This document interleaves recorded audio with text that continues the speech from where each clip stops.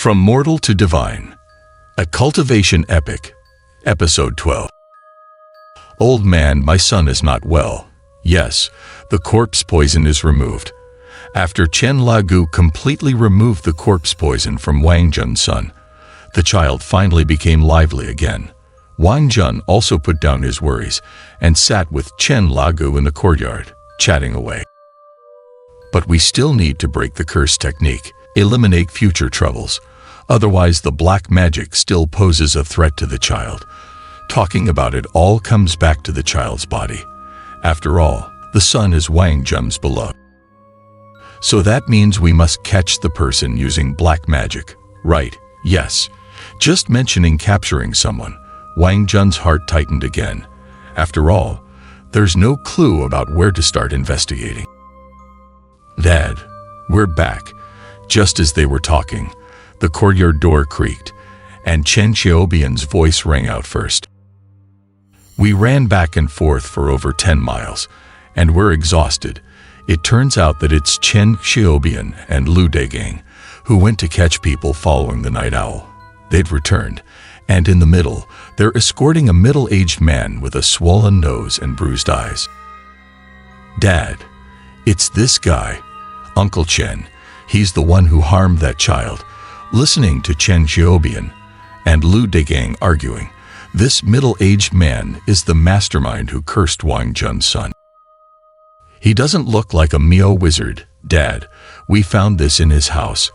Chen Lagu, seeing that the person is a typical northern man, really can't associate him with the mysterious Miao wizard, but Chen Xiaobian claims he found evidence. Oh, it's just a beginner's spell. Mao grass corpse oil descend. Chen Lagu took a look at the small straw man and immediately understood. This is one of the lowest level cursing spells in Miao witchcraft. What? It's you old rogue. Just then, Wang Jun's wife walked out of the house. Seeing the middle-aged man being brought back, she immediately screamed, "You old rogue, harming me and my son again." Wang Jun's wife became very agitated when she saw that person. While cursing, she rushed towards the middle-aged man, about to strike. "Child's mother, you know him. Don't stop me. Let me scratch him to death."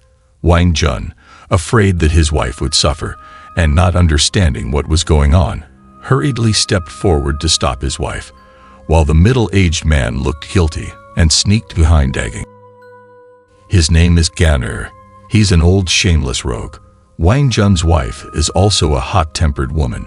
Shoving Wang Jun aside, she pointed at the man and shouted his name. It turns out things go back more than 10 years. At that time, Wang Jun's wife Zhang Ling hadn't married Wang Jun yet. The two were still in love. One night, Zhang Ling was waiting for Wang Jun at the entrance of the alley. But at that time, unbeknownst to her, there was already a vile person behind her. The man immediately dragged Zhang Ling to the depths of an empty old house in the alley, eagerly and greedily taking advantage of Zhang Ling. "Zhang Ling, I like you. Marry me." "Goner, have you gone mad?" Zhang Ling was initially very scared, but when she realized that the person was the rascal Ganner from her own village, her anger surged. Actually, if it were a stranger, Zhang Ling would be scared too. But Ganner, although usually not doing anything decent, was known by everyone in the village to be quite timid. When Zhang Ling got angry, she lifted her leg and fiercely struck his groin. "You jerk, a toad trying to eat swan meat." This hit was really ruthless. Ganner cried in pain, and seizing the opportunity, Zhang Ling broke free. "Look at yourself in the mirror before doing anything." Ganner stayed crouched on the ground for a while.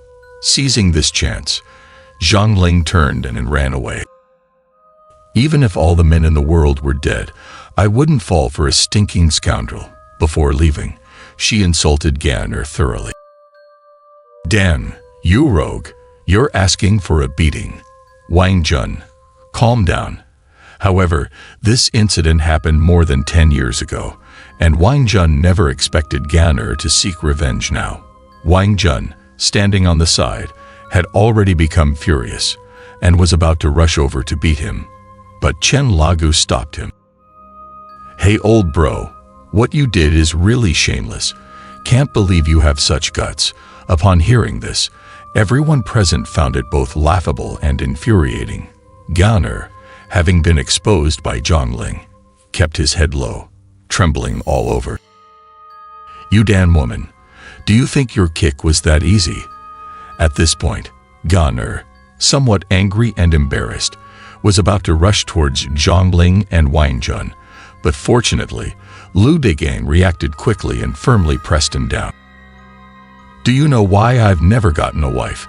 Do you know what damage your kick caused me?" But Ganer's emotions were still very agitated. He continued yelling hysterically towards Zhongling. "Do you know the feeling of being helpless in front of a woman and being humiliated?" Ganer became more and more agitated as he spoke, and eventually he started crying. From his words, it seemed that Zhongling's kick had caused him significant harm. All the men present, after hearing him yell for a while, suddenly understood. Perhaps only men could truly understand this kind of pain. "So I want all of you to end your family line. You damn woman. Behave yourself. Serves you right." The more Ganer spoke, the more agitated he became. Several times, he wanted to rush over and fight desperately, but he was firmly held back by Lu Degang. "Ganer, by using such dark arts to harm others and yourself, don't you know that once this curse is broken, it will backlash on the caster?" Chen Lagu, seeing that the situation was about to turn into a farce, spoke up. "And even if it's not broken, it will still damage your vitality. Why don't you consider the consequences of harming others?" Chen Lagu warned Ganer that the dark arts he practiced were only at a beginner's level and that performing them would harm both others and himself. "Considering you're a local, how did you learn this Miao witchcraft?" At this point, Chen Lagu finally asked Ganer how, as a northerner, he learned the cursed arts of the Miao ethnic group. "This, I learned it while working in the south." Ganer, realizing he couldn't hide it any longer, narrated his experience of learning witchcraft while working in the south. Actually, Ganer is used to idling around, and ordinary jobs just don't suit him. His idea of working was helping a local faction leader in the south with driving a car. "Don't talk nonsense. Bro Luo, this old man is rustic to the core. Why would the boss want him?" Once, their boss asked Ganer to pick up an old man from a mountain village, saying he would help solve a tricky matter. Ganer, seeing the rustic appearance of the old man, made some unpleasant comments. "Old man, our boss is inside. Go in by yourself." You could tell that people around were somewhat afraid of the old man. However, Ganer couldn't see anything frightening about the old man. "Young man, you're from the north. I advise you to watch your words. I don't have a good impression of northerners, especially that old dog." The old man didn't have a good attitude towards Ganer either, seemingly harboring a resentment towards northerners, as if he had some old grudge. "Tianbo, this guy stole my goods and won't admit it. Also, he won't say where he hid them. It's in your hands now, out of curiosity." Ganer peeked through the window to see how the old man would deal with the traitor. "Control him. Open his mouth." "All right." The old man took something out of his pocket, held it in his hand, and had his henchman control the traitor. Then he threw something resembling a cocoon into the traitor's mouth all at once. "Tianbo, is this sufficient?" "Rest assured. In a moment, once the corpse worms enter his brain, you can ask him anything, and he'll say everything." After a while, the traitor collapsed on the ground, and the old man declared that everything was done. At first, Ganer didn't understand. Just at this moment, Ganer noticed that the traitor, who had ingested the cocoon, suddenly tilted his head upward with force, shaking all over. He trembled in agony, as if something were drilling into his brain. The man's head went higher and higher, his mouth opened in pain, and his eyes instantly filled with blood. "Ah, thank you, Tianbo. All right, you can ask now." Except for the old man, all these merciless gangsters present found this scene truly hair-raising and spine-chilling. "I did it. I hid the things in a cave on Julong Mountain. It's strange." The traitor, who had been stripped and beaten for 2 days and nights without uttering a word, now seemed like a puppet, answering whatever he was asked. "Don't worry, nothing will be found. Stop looking," he confessed, "and he's already dead. Tianbo, won't the police be alarmed?" Watching from outside the window, Gunner saw the boss give a large sum of money to the old man. Observing the entire process, he no longer thought the old man was unremarkable. He had truly never seen such a cruel and eerie black magic. Chanbo's methods are indeed extraordinary, but he's still moving. His companions called Gunner back to his senses. It was only then that he noticed the traitor tremblingly walking out. The man, like a puppet, walked quite far without awareness, then suddenly fell to the ground. Gunner saw the man lying motionless on the ground. Although he didn't dare to go closer to check, he knew that the man, as his companion said, was dead. Although the traitor stopped moving after falling, it seemed like something was continuously wriggling inside his body. In no time, many black beetles crawled out of the man's mouth, emitting a nauseating odor. The sheer quantity almost covered him entirely. "Tianbo, I'm sorry. I misjudged you. Don't blame me. You're too powerful. Can you teach me a trick?" When Gunner escorted Tianbo back to the mountain village, he realized how formidable Tianbo was, so he sincerely apologized and expressed a desire to learn a trick from him. "You want to learn? I can teach you a simple one." "Really? That's great." Initially, Gunner just casually mentioned it, but unexpectedly, the old man actually agreed. This made Gunner very happy. "Thank you so much. It's nothing. It's nothing. I just hate one old dog from the north. I don't mind the others." Gunner thought that learning this curse could help him make some money. However, he had no opportunity to use it during all those years in the south. Later, when their boss was caught, this group of henchmen scattered, each going their own way. Learning one trick and daring to come back to harm the villagers. Are you human? After hearing his story, Lu Dagang couldn't contain his anger. Already resentful of those who engaged in unlawful activities, now using these tricks to harm fellow villagers, he was about to take action. "So it's that old guy. He's not dead yet, but he didn't help you. He's harming you." However, Chen Lago intervened and stopped them.